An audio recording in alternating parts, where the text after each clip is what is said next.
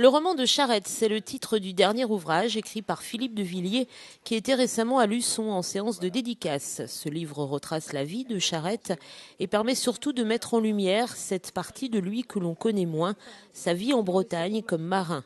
Une vie qui l'a profondément marqué et qui explique pour beaucoup son combat des années plus tard à la tête des Vendéens. Enfin, j'appelle ça le roman de Charette, c'est la vie de Charette qui est un roman. Mon livre, en fait, c'est un livre d'histoire. Je n'ai rien inventé.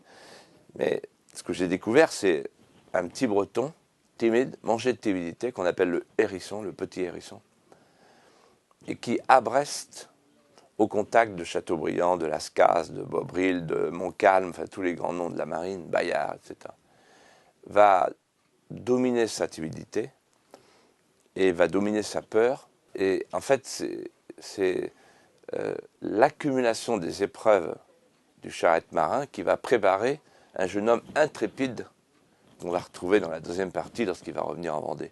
S'il n'y avait pas eu la Bretagne, il n'y aurait pas eu la Vendée. Ce livre édité à plus de 35 000 exemplaires est déjà un succès. Philippe de Villiers l'a d'ailleurs fait traduire en anglais et une copie est actuellement entre les mains de l'américain Randall Wallace, réalisateur notamment du film Braveheart.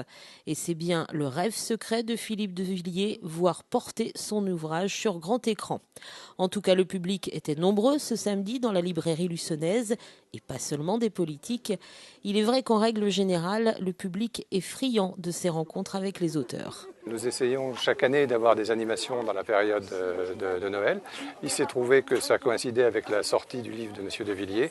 De nombreux lecteurs fidèles de ma librairie m'avaient demandé si c'était possible d'envisager de l'avoir en dédicace.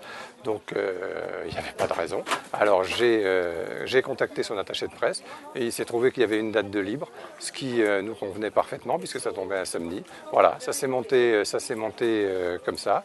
Et ben, je crois qu'effectivement sa venue était attendue puisque à en voir le nombre de personnes qui sont derrière moi, ça répond à une demande. C'est très important parce que ça fait partie de la vie culturelle locale. Je reçois divers auteurs. La dernière fois, c'était Yves Violier. J'ai reçu d'autres auteurs des éditions des Chantuseries. Je reçois à peu près 3 à 4 auteurs par an, avec en plus les expositions. Donc ça fait partie des animations qui sont nécessaires pour faire vivre une librairie indépendante aujourd'hui. Et pour Philippe de Villiers, il est important de défendre le travail de ses libraires. Je suis heureux de vous rencontrer à nouveau et puis de me retrouver ici dans cette librairie qui défend l'honneur des libraires puisque c'est une des dernières librairies, en tout cas dans le sud Vendée. Et c'est important d'avoir des libraires et d'avoir en Vendée des gens qui lisent et aussi des gens qui écrivent. Voilà. Et l'écriture, justement, ce pourrait bien être une deuxième vie pour le Vendéen. J'ai beaucoup commandé dans ma vie. J'ai eu des commandements opérationnels nombreux. Et là, je commande à ma plume. Et le fait de faire un best-seller, qui peut-être en appelle d'autres, c'est un autre métier. Je vais de salon en salon. Avant-hier, j'étais dans un salon entouré d'académiciens. Et c'est un autre défi. Alors, ce n'est pas une démarche de vanité. Moi, je ne veux pas du tout entrer à l'Académie française. Mais je voulais faire un livre scénario.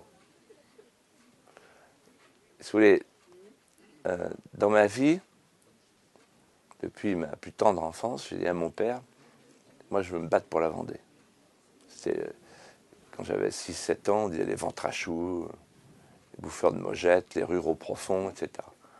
Et je ressentais ça comme une injustice. Et au fond, j'ai fait 4 choses. D'abord, j'ai fait le Puy du Fou, pour qu'elle ne soit pas oubliée. Ensuite, j'ai fait venir Solzhenitsyn, pour que la Vendée soit comprise. Ensuite, j'ai fait le Vendée Globe, pour que l'emblème de la Vendée flotte sur toutes les mers du monde. Et puis enfin, j'ai fait ce Charette, pour qu'elle soit aimée. Le roman de Charette de Philippe de Villiers, un livre passionnant à découvrir ou à offrir.